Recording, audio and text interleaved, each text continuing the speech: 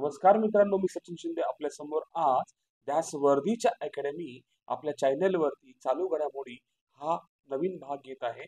आज तारीख मित्रांनो 29 डिसेंबर. आपल्या सर्वांना माहिती आहे प्रत्येक प्रश्नासाठी चालू घडामोडी आणि प्रत्येक पेपरसाठी चालू घडामोडी महत्वाची आहे. आज आपण पाहतोय चालू घडामोडी मित्रांनो. आज आपण पाहतोय 29 डिसेंबर. आजचा पहिला प्रश्न मित्रांनो की 27 डिसेंबर रोजी लुई पाश्चर यांचा कितवा वाढदिवस साजरा झाला आहे? 100वा, 200वा, 300वा, 400वा. जर आपण पाहायला गेलं तर 200वा वाढदिवस आहे. ठीक आहे. 200 नंबर्स लक्षात ठेवायची गोष्ट आहे. मग खासियत काय सांगता येईल की 27 डिसेंबर रोजी लुई पाश्चर यांचा 200वा वाढदिवस साजरा करण्यात आला. लुई पाश्चर हे लसीकरण सूक्ष्मजीव किण्वन पाश्चरायझेशन या तत्वामध्ये केलेल्या प्रगतीसाठी प्रसिद्ध आहे. त्यांनी पाश्चरायझेशनचा शोध लावला. दूध आणि वाईन सारखी पेय 60 ते 100 डिग्री सेल्सिअस पर्यंत गरम करून बहुतेक जीवाणू आणि बुरशी नष्ट करण्याची प्रक्रिया. पाश्चरचे शेवटचे मोठे काम रेबीजची पहिली लस विकसित करणे हे होते. ठीक आहे. ओके. नेक्स्ट प्रश्न. रवींद्रनाथ टागोर यांच्या नावावर नवीन जीवाणू कोणता शोधून काढण्यात आलेला आहे? पॉन्टाय, टागोरी, टांगोर, रवींद्रनाथ वरील सर्व. तर उत्तर काय मित्रांनो? पॉन्टाय टागोरी लक्षात ठेवा. ठीक आहे. खासियत काय की रवींद्रनाथ टागोर यांच्या नावावर नवीन जीवाणू पॉन्टाय टागोरी हे विश्व भारती विद्यापीठातील संशोधकांनी नवीन जीवाणू शोधून काढला. ओके. पॉन्टाय टागोरी जो वनस्पतीच्या वाढीस चालना देण्यास सक्षम आहे, जो कृषी पद्धतीमध्ये बदल करू शकतो. सोनाझुरी आणि झरी या कोळसा खाणीतील मातीपासून विलग केलेले हे जीवाणू जमिनीतील पोषक तत्वे कार्यक्षमतेने काढतात. त्यामुळे व्यावसायिक खतांचा वापर कमी होतो. Association of microbiologist of India ने या शोधाला मान्यता दिली आहे. मित्रांनो, महत्वाचा पार्ट म्हणजे काय? Association of microbiologist of India यांनी या शोधाला मान्यता दिली आहे. महत्वाचा पार्ट आहे मित्रांनो, लक्षात ठेवा. ठीक आहे. भारतात सर्वाधिक परदेशी गुन्हेगारांच्या यादीत प्रथम कोणता देश येतो? Bangladesh, Nigeria, Myanmar, Nepal. तर मित्रांनो, पाहायला गेलं तर बांगलादेश हा पहिला देश आहे. सर्वाधिक पूर्ण भारत देशामध्ये सर्वात जास्त गुन्हेगारांच्या यादीमध्ये प्रथम देश हा आहे. लक्षात ठेवा. मग खासियत काय की पाहायला गेलं 3 वर्षात भारतात परदेशी गुन्हेगारांच्या लक्षणीय वाढ झाली आहे. केंद्रीय गृह मंत्रालयाच्या राष्ट्रीय गुन्हे नोंदणी विभागाच्या आकडेनुसार 20 ते 22 या कालावधीत 6,622 विदेशी नागरिकांवर गुन्हे दाखल केले आहेत. या गुन्हेगारांत बांगलादेश पहिला, नायजेरिया दुसरा, म्यानमार देशातील समावेश आहे. बांगलादेशी नागरिकांवर सर्वाधिक गुन्हे दाखल झाले आहेत. नायजेरिया आणि म्यानमार यांचा क्रमांक लागतो. नायजेरियातून आलेल्या गुन्हेगार अंमली पदार्थ बघा का, नायजेरियातून जे कोण आले त्यांना कुठे अंमली पदार्थ तस्करी गुन्हे दाखल झाले आहेत. बांगलादेश, रशिया आणि काय श्रीलंका देशातील महिला तरुणीवर देह व्यापाराशी संबंधित असलेले गुन्हे दाखल झालेत. बघा, बांगलादेश, रशिया आणि श्रीलंका. ओके. आणखी काय सांगता येईल की विदेशी गुन्ह्यावर दाखल गुन्ह्यामध्ये पश्चिम बंगाल पहिल्या, महाराष्ट्र तिसऱ्या स्थानावर आहे. ठीक आहे. पश्चिम बंगाल पहिल्या तर महाराष्ट्रात तिसऱ्या स्थानावर आहे. कलकत्ता सर्वाधिक 1,743 परदेशी नागरिक गुन्हे दाखल झाले आहेत.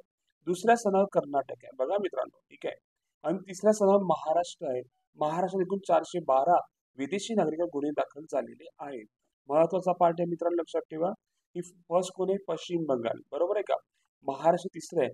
दुसऱ्या स्थानावर कोणतं आहे? कर्नाटक आहे. आणि तिसऱ्या स्थानावर कोणतं आहे? महाराष्ट्र आहे. सर्वात जास्त गुन्हे दाखल करणारे विदेशातील लोकांवरती पहिलं राज्य कोणतं आहे? पश्चिम बंगाल. दुसरं कोणतं आहे मित्रांनो? महत्वाचा पार्ट कर्नाटक. आणि तिसरं कोणतं आहे? महाराष्ट्र. महाराष्ट्र तिसरं आहे. चला पुढे. अयोध्या धाम रेल्वे स्टेशन नाव बदलण्यापूर्वी त्याचे नाव काय होते? अयोध्या सिटी जंक्शन, अयोध्या छावणी, राम जन्मभूमी जंक्शन, रामनगरी रेल्वे स्टेशन. मित्रांनो, अयोध्याचे प्रतिष्ठित रेल्वे जंक्शन नाव बदलून अयोध्या धाम रेल्वे स्टेशन असे करण्यात आलेले आहे. हे नवीन स्टेशन प्राचीन भारतीय वास्तुकला आधुनिक सुविधांचे उत्तम मिश्रण आहे. ठीक आहे. म्हणजे बघा, अयोध्या धामचं जुनं नाव काय होतं मित्रांनो? अयोध्या सिटी जंक्शन नाव होतं. काय होतं? Ayodhya city junction. ठीक आहे. आता नाव काय ठेवलं मित्रांनो? अयोध्या धाम रेल्वे स्टेशन. चला पुढे मित्रांनो. भारतीय कुस्ती महासंघाचे कामकाज पाहण्यासाठी आंतरराष्ट्रीय ऑलिम्पिक समितीने नेमलेल्या समितीचे अध्यक्ष कोण आहेत? भूपेंद्र सिंग बाजवा, एम एस सोमय्या, मंजुषा कनवर, वरील सर्व बरोबर. बघा मित्रांनो, ऑलिम्पिक समितीने नेमलेल्या समितीचे अध्यक्ष कोण आहेत असा आपल्याला प्रश्न विचारलाय. याचं उत्तर आहे भूपेंद्र सिंग बजवा. आणि सोमय्या आणि मंजुषा कन्वर आहेत ना, हे इतर सदस्य आहेत, लक्षात ठेवा. ठीक आहे, भूपेंद्र सिंग बजवा. मग खालीपैकी काय, भारतीय कुस्ती महासंघाने संविधानिक स्पर्धा आयोजनाच्या नियमाचे उल्लंघन केल्याचा आरोप करून क्रीडा मंत्रालयाने त्यांच्या नवीन कार्यकारिणीला निलंबित केले आहे. हे महासंघाचे दैनिक कामकाज पाहण्यासाठी आंतरराष्ट्रीय ऑलिम्पिक समितीने त्रिसदस्यीय समिती नेमली आहे. याचे अध्यक्ष आहेत, लक्षात ठेवा, भूपेंद्र सिंग बजवा. ठीक आहे, आणि समितीचे MS सोमय्या आणि मंजुषा कन्वर या सदस्य आहेत. आणखी थोडंसं याच्याबद्दल सांगायचं गेलं मित्रांनो, तर थोडंसं महत्वाचा एक भाग आहे की आपण जर पाहायला गेलं तर याच्यामध्ये एक छोटंसं आहे की सगळे जे काही सदस्य आहेत, आता बघा आपण एक पाहू शकतो की भारतीय वशू संघटनेचे अध्यक्ष जे आहेत ना, ते सध्या ह्या समितीचे अध्यक्ष कोण आहेत मित्रांनो, आपण आताच पाहिलं भूपेंद्र सिंग बजवा हे भारतीय वशू संघटनेचे अध्यक्ष आहेत. दुसरे व्यक्ती कोण, MS सोमय्या. ते MS सोमय्या कोण आहेत, हॉकीपट्टू आहेत. आणि थर्ड कोण आहे मित्रांनो, मंजुषा कन्वर आहेत. तर मंजुषा कन्वर कोण आहेत मित्रांनो, आपण जर बघितलं गेलं तर ते सुद्धा एक कुस्ती म्हणजे ते सुद्धा एक कोण आहेत, बॅडमिंटन पट्टू आहेत. बघा बघा सोमय्या कोण आहेत, हॉकीपट्टू आहेत. मंजुषा कन्वर कोण आहे, बॅडमिंटन पट्टू आहेत. आणि वशू संघटनेचे अध्यक्ष कोण आहेत, भूपेंद्र सिंग बजवा. ओके, पुढील प्रश्न, मेड टेक नाही का, काय म्हणतो मित्रांनो, मेड टेक मित्र मोहीम कोणत्या मंत्रालयाने सुरू केली आहे? आरोग्य कुटुंब कल्याण मंत्रालय, विज्ञान तंत्रज्ञान मंत्रालय, वाणिज्य उद्योग मंत्रालय, तर गृह मंत्रालय. उत्तर काय मित्रांनो, आरोग्य आणि कुटुंब कल्याण मंत्रालय. याची खासियत काय मित्रांनो, की केंद्रीय आरोग्य मंत्री मनसुख मांडविया यांनी व्हिडिओ कॉन्फरन्सद्वारे मेडाटेक मित्र नावाच्या उपक्रम उद्घाटन केले. हा उपक्रम देशात आरोग्य तंत्रज्ञान क्षेत्रातील नाविन्य विकासाला चालना देण्यासाठी आहे. यामध्ये नीती आयोग, भारतीय वैद्यकीय संशोधन परिषद म्हणजे ICMR आणि केंद्रीय औषध मानक नियंत्रण संघटना यांचे संयुक्त प्रयत्न आहेत. मित्रांनो, यात थोडंसं आणखी सांगता येईल. याच्यात एक पॉईंट महत्वाचा आहे, लक्षात ठेवा, की याचं उद्दिष्ट काय आहे, की स्वदेशी आरोग्य तंत्रज्ञान उपकरणे तपासणी पद्धतीचा विकास करण्यासाठी सहकार्य करून आयात निर्भरता कमी करणे, हे त्यांचा एक उद्दिष्ट आहे, लक्षात ठेवा. ठीक आहे, सध्या भारताचा आरोग्य तंत्रज्ञान क्षेत्र 80% आयात निर्भर आहे. बघा किती पर्सेंट आहे, 80% आहे मित्रांनो. लक्षात ठेवायची गोष्ट किती आहे, 80% आहे, लक्षात ठेवा. ठीक आहे, आणखी काय सांगता येईल मित्रांनो, की मेडाटेक मित्र विदर्भातील कव्हरेजच्या दिशेने भारताच्या प्रयत्नांना बळ देईल. याचा उद्देश देशाच्या सर्वात दुर्गम भागांना आरोग्य सेवा पोहोचवणे, विकसित भारतचा एक महत्वाचा भाग बनणे आहे. दृष्टिकोन काय त्यांचा, 2047 पर्यंत. मित्रांनो, महत्वाचा आणखी पाठ आहे की त्यांचं टार्गेट काय, 2047 पर्यंत भारताच्या आरोग्य परिस्थिती बदलण्याच्या उद्देशाने हा उपक्रम विकसित भारतच्या दृष्टिकोनाशी संगतीत आहे. म्हणजे खूप महत्वाचा पाठ आहे मित्रांनो, मेडाटेक मित्र मोहीम आहे की नाही. हे सगळ्यात पहिले काय टार्गेट त्यांचं, की बाबा की संपूर्ण नवीन आयात कमी करणे, 80% जी आयात कमी करणे, आणि 2047 की संपूर्ण आरोग्यामध्ये आपण एक पॉवरफुल तयार करू. ठीक आहे, हा PWC म्हणजे काय, मुख्यालय कुठे आहे, Calcutta Bharat, London United kingdom, New York United states आणि सिंगापूर. मित्रांनो, PWC ग्लोबल रिस्क सर्वे 2023 इंडिया हायलाइट्सच्या अहवालानुसार भारतीय कंपन्या समोर येणारे सर्वात मोठे धोके म्हणजे सायबर धोके आहेत. लक्षात ठेवा, 38% कंपन्या अतिशय किंवा अत्यंत सायबर धोक्यांना उघड्या आहेत असे मत आहे. किती मित्रांनो, भारतीय कंपन्या किती, 38%. लक्षात ठेवा. पुढे पाहून काय आहे मित्रांनो, की हवामान बदलाव 37% आणि महागाई 36% भारतीय कंपन्यांसाठी दुसरा आणि तिसरा धोका आहे. पहिला धोका कोणता मित्रांनो, सायबर. दुसरा कुठला, हवामान बदलाव. आणि तिसरा कोणता, महागाई. सायबर धोका 2022च्या सर्वेक्षणात तिसऱ्या क्रमांकावर आहे. जागतिक स्तरावर व्यवसाय नेत्यांनी महागाई 39% हा सर्वात मोठा धोका मानला, आणि त्यानंतर सायबर 37% आणि मायक्रो इकॉनॉमिक अस्थिरता 33%, डिजिटल तंत्रज्ञान धोके 32% क्रमांक आहे. ठीक आहे, सर्वेक्षण बदल उद्दिष्ट काय मित्रांनो, 2023 मध्ये वेगवेगळ्या उद्योगांमधील कंपन्या येणारे शीर्ष धोक्यावरील मते जाणून घेणे. सर्वेक्षणाचा अंतिम निकाल हा 67 देशातील व्यवसाय आणि धोका व्यवस्थापन नेत्यांकडून आलेल्या 39-10 प्रतिक्रियांच्या आधारे आहे. या सर्वेक्षणातील 163 भारतीय कंपन्यांचा सहभाग होता. बघा 163 भारतीयांचा सहभाग होता. महत्वाचा पॉइंट आहे. आणि खासियत काय, पीडब्ल्यूसी फुल फॉर्म काय, PricewaterhouseCoopers private limited. मग पीडब्ल्यूसी इंडियाचं मुख्यालय कुठे, कलकत्ता पश्चिम बंगाल. कुठे, कलकत्ता पश्चिम बंगाल. आणि ग्लोबलचे म्हणजे जागतिक कुठे, लंडन युनायटेड किंगडम. आता आपल्याला प्रश्न काय विचारलाय, पीडब्ल्यूसीचे मुख्यालय कुठे आहे. ठीक आहे. आता आपण पाहिलं भारताचं म्हटलं तर कलकत्ता पश्चिम बंगाल आणि जागतिक म्हटलं तर काय, लंडन युनायटेड किंगडम. तर प्रश्न काय विचारला आपल्याला, पीडब्ल्यूसी मुख्यालय. आता भारत म्हटलं तर काय मित्रांनो, कलकत्ता, हे पण उत्तर करेक्ट आहे. आणि जागतिक म्हटलं तर कुठलं, लंडन युनायटेड किंगडम. बघा दोन्ही सुद्धा महत्वाचे लक्षात ठेवा. ठीक आहे. भारतीय म्हटलं तर कलकत्ता पश्चिम बंगाल आणि ग्लोबल म्हटलं तर काय मित्रांनो, लंडन युनायटेड किंगडम. ठीक आहे. पुढे नेक्स्ट पॉइंट, भारतीय रिझर्व्ह बँकेने विकसित केलेले क्लीन नोट धोरण कोणत्या वर्षी सुरू करण्यात आले. पॉइंट महत्वाचा आहे की भारतीय रिझर्व्ह बँकेने विकसित केलेले क्लीन नोट धोरण कोणत्या वर्षी सुरू करण्यात आले. मग ह्याचा आपण जर पाहायला गेलं काय आहे, तर बघा सगळ्यात महत्वाचा पार्ट आहे, भारतीय रिझर्व्ह बँकेने बँक ऑफ बडोदावर 5 कोटी रुपयाचा दंड ठोठावला होता. हा दंड गलिच्छ नोटा पाठवताना आरबीआयच्या स्वच्छ नोटा धोरणांचे उल्लंघन केल्याबद्दल आहे बघा. ठीक आहे. आणि आरबीआयने याशिवाय गलिच्छ नोटांमध्ये जप्त केलेल्या बनावट आणि खराब नोटांसाठी अतिरिक्त 2750 रुपयाचा दंडही ठोठावला आहे. लक्षात ठेवा, खूप मोठा दंड होता 5 कोटीचा. कोणाला, बँक ऑफ बडोदाला. लक्षात ठेवा. ठीक आहे. यांचं आता क्लीन नोट धोरण म्हणजे काय, की सर्वात जास्तीत जास्त घाण नोटा, गलिच्छ नोटा पाठवताना आरबीआयच्या स्वच्छ नोटा धोरणांचे उल्लंघन केल्याबद्दल. बघा जे गलिच्छ नोटा पाठवत पण त्याचं काय केलं, आरबीआयचं उल्लंघन केलं म्हणून तर दंड झालाय. ठीक आहे. आरबीआयने हे धोरण 2002 मध्ये जनतेला चांगल्या दर्जाच्या नोट्स उपलब्ध करायची सुरू केले होते. अरे वा, पॉईंट महत्वाचा आहे, लक्षात ठेवा. 2002 मध्ये आरबीआयने का जनतेला चांगल्या नोट देण्यासाठी हे क्लीन नोट धोरण जाहीर केलं 2002 मध्ये. ठीक आहे. या धोरणानुसार बँक आणि आर्थिक संस्था खराब, खोट्या किंवा घाण झालेल्या नोटा चलनातून काढून टाकतात. आरबीआय चलनातील नोटांच्या गुणवत्तेवर नियमितपणे लक्ष ठेवते आणि त्यांच्या स्वकार्यतेसाठी मानके ठरवते. बघा महत्वाचा पॉइंट आहे की जनतेला क्लीन नोट देण्यासाठी, चांगल्या नोटासाठी हा धोरण राबवतो 2002 च. ठीक आहे. चला पुढील प्रश्न मित्रांनो, जीपीएस मधील आधारित टोल वसुली प्रणाली कोणत्या मंत्रालय अंतर्गत राबवली जाणार आहे. ऑप्शन नंबर 1 आहे रस्ते वाहतूक महामार्ग मंत्रालय, वित्त मंत्रालय, गृह मंत्रालय, जल वाहतूक मंत्रालय. थोडंसं जर पाहायला गेलं तर मित्रांनो काय सांगता येईल की या प्रणालीमध्ये केंद्रीय रस्ते वाहनातून व महामार्ग मंत्री नितीन गडकरी यांनी जाहीर केले.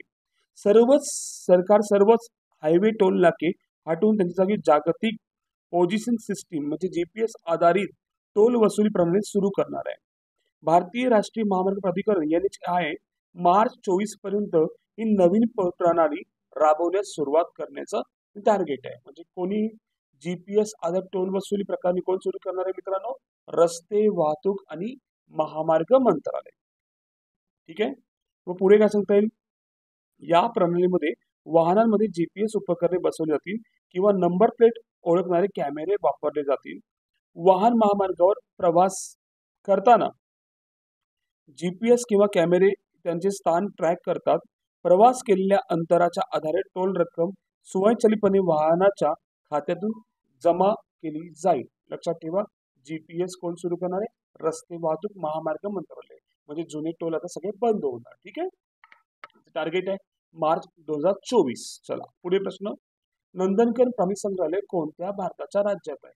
ओडिशा, महाराष्ट्र, गुजरात, उत्तर प्रदेश. मित्रांनो ओडिशा भुवनेश्वर मध्ये. लक्षात ठेवा. ठीक आहे. ओडिशा भुवनेश्वर मध्ये. मग काय सांगता येईल की हा प्रश्न का पडला होता, हा प्रश्न का महत्वाचा आहे. नंदनकन प्राणी संग्रहालयात पुढच्या महिन्यात म्हणजे पुढच्या जानेवारीमध्ये दुबईतून एक जोडी चित्ते, 6 लायन, चिंपांजी, लेमर्स, इतर प्राणी पक्षी येणार आहेत. हे प्राणी विनिमय कार्यक्रमाद्वारे आणले जाणार आहेत, अशी माहिती वन्यजीव प्रमुख मुख्य वनसंरक्षक सुशांत नंदा यांनी बुधवारच्या पत्रकार परिषदेत दिली होती. महत्वाचे मुद्दे काय, दुबई सफारी पार्क सोबत करार करून प्राणी विनिमय कार्यक्रम राबवला जाणार आहे. एक जोडी चित्त्यांसाठी 2 नर आणि 3 मादी अशा 5 मणिपुरी ब्रो ॲटलर हरण देण्यात येणार आहे. 4 पांढरे लायन आहे की नाही, 1 नर 3 मादी 2 आफ्रिकन लायन, एक नर एक मादी देखील आणण्याची योजना आहे. इतर प्राण्यांमध्ये chimpanzee, lemurs, red necked, wallaby, नाही का, हमाद्रायस, बाबून, हे सगळे प्राण्यांचा समावेश करण्यात येणार आहे. महत्वाचा पाठ लक्षात ठेवा. ठीक आहे. नंदनकर प्राणी संग्रहालय कुठे? ओडिशा भुवनेश्वर मध्ये. आणि प्राणी अंधार लक्षात ठेवा. ठीक आहे. पुढील प्रश्न, फेम इंडिया या योजनेचा उद्देश काय आहे?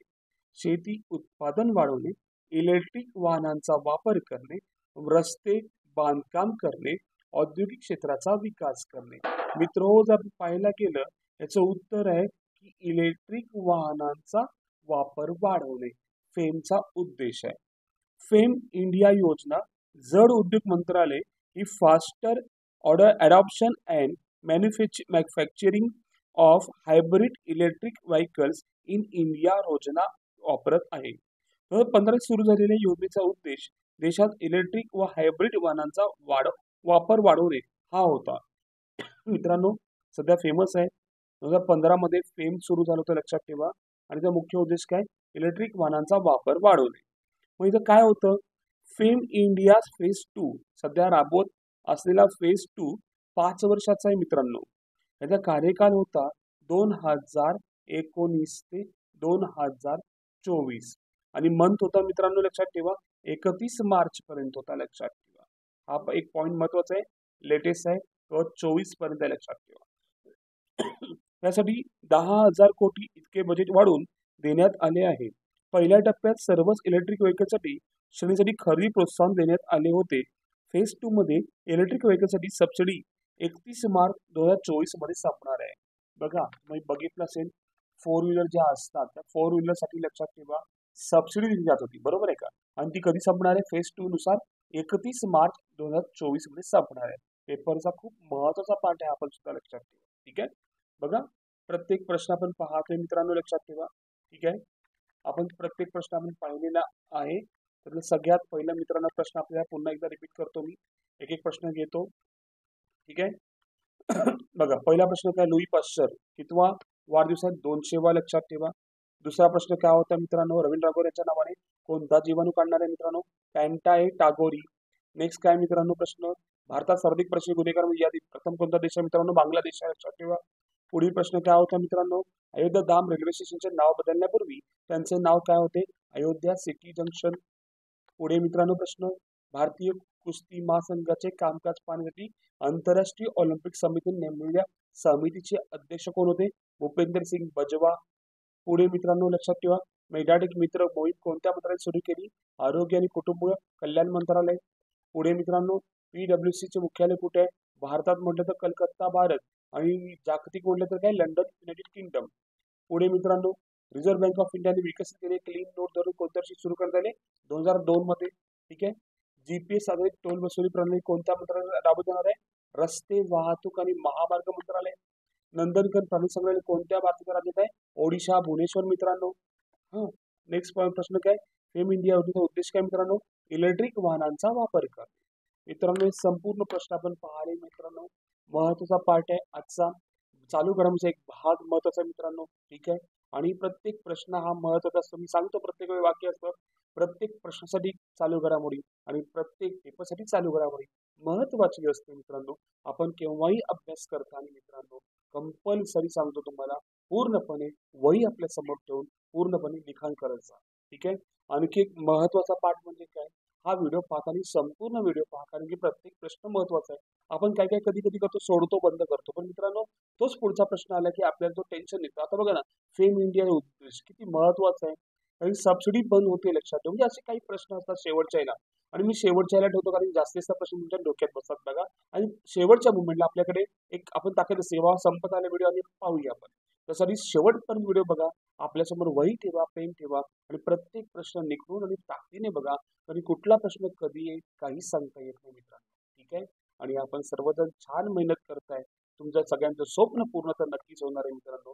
आणि तुमच्या स्वप्नांसाठी मी थोडासा खारीचा वाटा असेल मित्रांनो आपल्या सर्वांसाठी. आपण 100% प्रयत्न करू मित्रांनो, सर्वांनी मिळून आणि रोजच्या रोज करंट अफेअर पाहत जा आणि तुमच्या मित्रांना सुद्धा शेअर करत जा. मित्रांसुद्धा प्रत्येकाला फायदा होईल मित्रांनो. ओके, धन्यवाद, थँक्यू.